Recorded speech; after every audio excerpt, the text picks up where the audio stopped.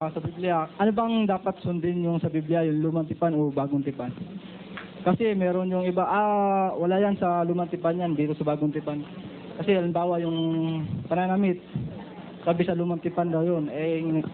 Yung sa mga iba naman sa Katoliko, hindi sa yan sa lumang tipan, kaya kahit anong suot, okay lang.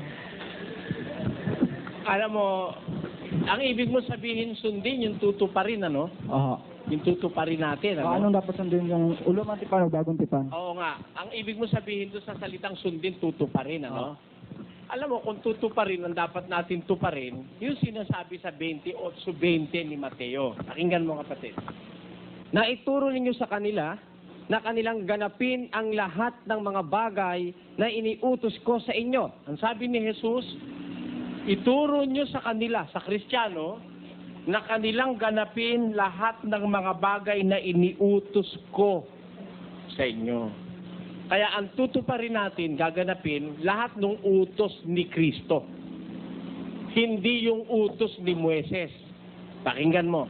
Sa 13:39, kapatid na Will.